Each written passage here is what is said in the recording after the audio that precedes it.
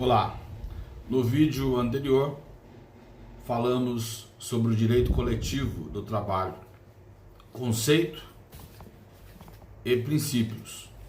Neste vídeo vamos tratar da negociação coletiva. De acordo com a Convenção 154 da Organização Internacional do Trabalho, a expressão negociação coletiva, diz o artigo 2º da Convenção 154 da OIT, compreende todas as negociações que tenham lugar entre, de uma parte, um empregador, um grupo de empregadores ou uma organização ou várias organizações de empregadores, e de outra parte, uma ou várias organizações de trabalhadores, com o fim de a. fixar condições de trabalho e emprego, ou b. regular as relações entre empregadores e trabalhadores, ou c. regular as relações entre empregadores ou suas organizações e uma ou várias organizações de trabalhadores, ou alcançar todos estes objetivos de uma só vez. No Brasil, nós vamos ver, a negociação coletiva é feita para se obter como resultado a convenção coletiva ou o acordo coletivo. E tanto a convenção coletiva quanto o acordo coletivo têm como objetivo estabelecer condições de trabalho, o que está em conformidade com a Convenção 154 da Organização Internacional do Trabalho. É importante destacar que, muito embora não seja obrigatória a negociação coletiva, nenhuma das partes pode se recusar à tentativa de negociação. A obrigatoriedade não é da negociação, mas da tentativa, da disposição de se buscar a negociação coletiva. Tanto é que a consolidação das leis do trabalho, no artigo 616, estabelece o seguinte: os sindicatos representativos de categorias econômicas ou profissionais e as empresas, inclusive as que não tenham representação sindical, quando provocados, não podem recusar-se à negociação coletiva. E quando houver recusa à negociação coletiva? Parágrafo 1º do artigo 616 da CLT. Verificando-se a recusa à negociação coletiva, cabe aos sindicatos ou empresas interessadas dar ciência do fato, conforme o caso, ao Departamento Nacional do Trabalho ou aos órgãos regionais do Ministério do Trabalho e Previdência Social, para a convocação compulsória dos sindicatos ou empresas recalcitrantes.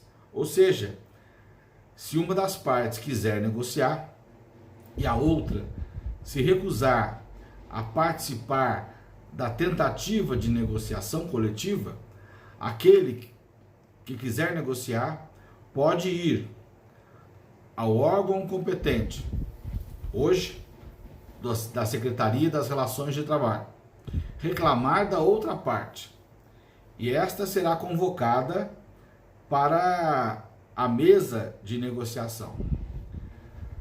Se houver participação da empresa recalcitrante ou da parte recalcitrante à negociação coletiva, e essa reunião resultar frutífera, o conflito estará resolvido. sendo lavrado o acordo coletivo ou a convenção coletiva. É o que diz o parágrafo 3º do artigo 616. Havendo convenção, acordo,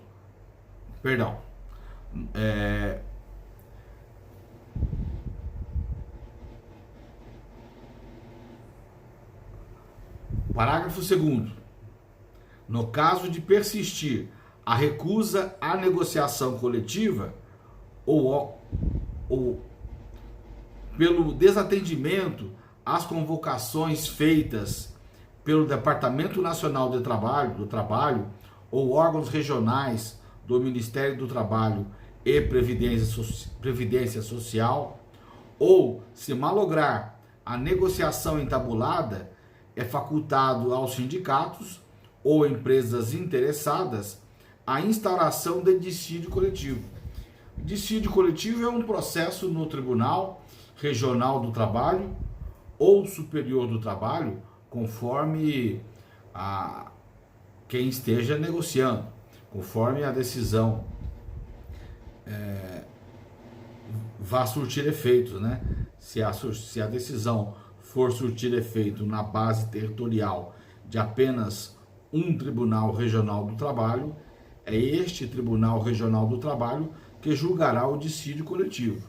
Se a decisão a ser proferida no dissídio coletivo vier a produzir efeitos na base territorial que envolva 2 tribunais regionais do trabalho, o Tribunal Superior do Trabalho é que vai julgar o dissídio coletivo. Esta é a regra, exceto no caso de São Paulo. São Paulo é o único estado da federação que tem 2 tribunais regionais do trabalho, o da 2ª região e o da 15ª região. Quando o dissídio coletivo envolver a base territorial de ambos os TRTs de São Paulo, o TRT de São Paulo é que vai julgar.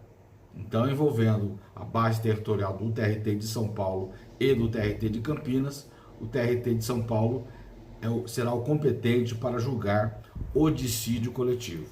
Exceção que nós encontramos na lei que criou o Tribunal Regional do Trabalho da 15ª região, com sede em Campinas.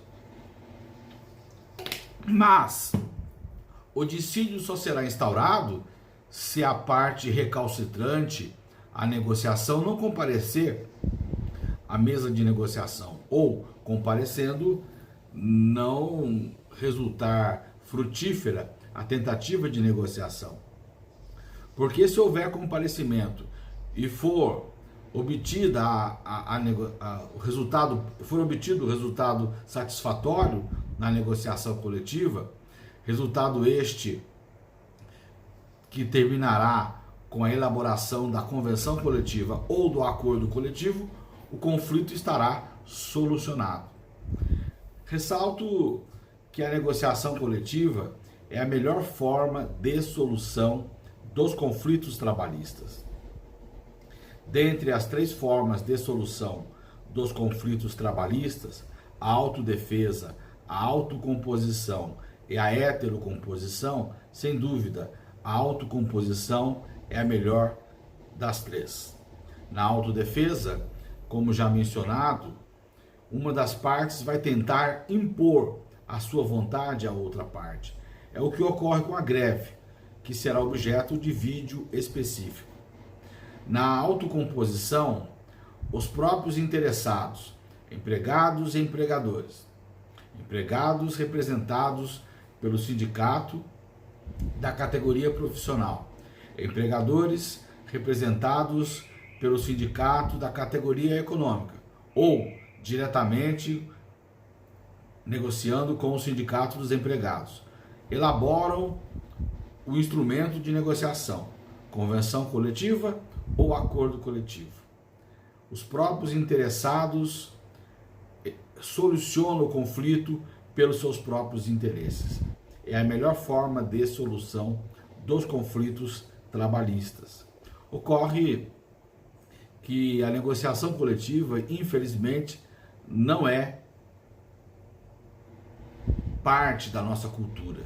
A nossa cultura latina é de litígio, de briga. Por isso, o número excessivo de conflitos trabalhistas julgados pela Justiça do Trabalho. Optamos pela heterocomposição, pela instauração do dissídio, mesmo que isso demore. Na heterocomposição, haverá um terceiro, propondo a solução do conflito ou decidindo o conflito. Terceiro, que proponha a solução do conflito, o mediador, o qual ouvirá os dois lados e fará a proposta de solução do conflito, que uma vez aceita, resolverá o conflito. Mas haverá um terceiro, propondo a solução do conflito. Também como forma de heterocomposição, temos a a arbitragem, na qual o árbitro decidirá o conflito. A arbitragem no direito processual do trabalho só é permitida na solução dos conflitos coletivos, diz o parágrafo 1º do artigo 114 da Constituição da República. A decisão do árbitro terá que ser acatada, não será passível de questionamento no Poder Judiciário, salvo se houver vício na sua elaboração, na elaboração da decisão do árbitro. Obviamente que o árbitro, ao decidir, agradará uma das partes e desagradará a outra, ou desagradará a ambos. Da mesma forma, a jurisdição, o poder de dizer o direito, exercido pelo Poder Judiciário, e aqui pelo Poder Judiciário Trabalhista, na sua competência jurisdicional, exercendo a parcela da sua jurisdição. O Poder Judiciário Trabalhista, no caso do conflito coletivo, o Tribunal Regional do Trabalho ou o Tribunal Superior do Trabalho, decidirá o conflito, agradando um dos lados e desagradando o outro, ou desagradando a ambos nas decisões de procedência parcial. Então, sem dúvida, a negociação coletiva surge como a melhor forma de solução dos conflitos trabalhistas, mas ela não faz parte da nossa cultura. A negociação coletiva é muito forte nos países europeus, nos Estados Unidos da América, mas aqui no Brasil nós ainda estamos engatinhando.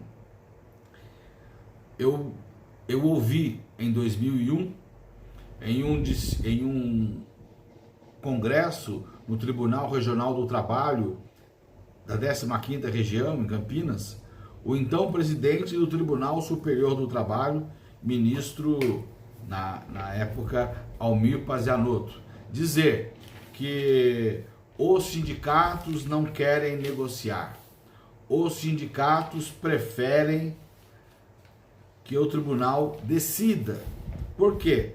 Porque ao julgar o conflito coletivo, o Tribunal Regional do Trabalho ou o Tribunal Superior do Trabalho deve observar o disposto no parágrafo 2º do artigo 114 da Constituição da República. Ao julgar, ao decidir o conflito trabalhista, a Justiça do Trabalho deve respeitar as disposições mínimas legais de proteção ao trabalho, bem como as convencionadas anteriormente. Ou seja, a Justiça do Trabalho, ao julgar o dissídio coletivo, não pode diminuir a proteção trabalhista já existente. O que faz com que muitos sindicatos não tenham disposição para a negociação coletiva. Preferem a instauração do dissídio. Pior do que está, não ficará. A emenda constitucional número 45 fez alterações no que se refere à instauração do dissídio coletivo. Antes da emenda 45, conforme parágrafo 2º do artigo 616, o dissídio coletivo, para ser instaurado, teria que ter a tentativa de negociação. E o parágrafo 2º do artigo 616 da CLT diz: no caso de persistir a recusa à negociação coletiva, pelo desatendimento às convocações feitas pelo Departamento Nacional do Trabalho ou órgãos regionais do Ministério do Trabalho e Previdência Social, ou se malograr a negociação entabulada, é facultado aos sindicatos ou empresas interessadas a instauração do dissídio coletivo. E o parágrafo 4º estabelece: nenhum processo de dissídio coletivo de natureza econômica será admitido sem antes se esgotarem as medidas relativas à formalização da convenção ou acordo correspondente. Então, era obrigatória a tentativa de negociação coletiva. Era obrigatório comprovar a tentativa de se buscar, através da negociação coletiva, a elaboração de uma convenção coletiva ou de um acordo coletivo. No mesmo sentido, dispunha o texto constitucional. Artigo 114, parágrafo 2º. Recusando-se qualquer das partes à negociação coletiva ou à arbitragem, é facultado às mesmas ajuizar dissídio coletivo. Ocorre que, com a emenda 45, de 8 de dezembro de 2004, esse parágrafo 2º do artigo 114 foi modificado. Não basta apenas, agora, a tentativa de negociação coletiva. O dissídio coletivo, para ser instaurado, terá que ser de comum acordo. Eis a nova redação do parágrafo 2º do artigo 114.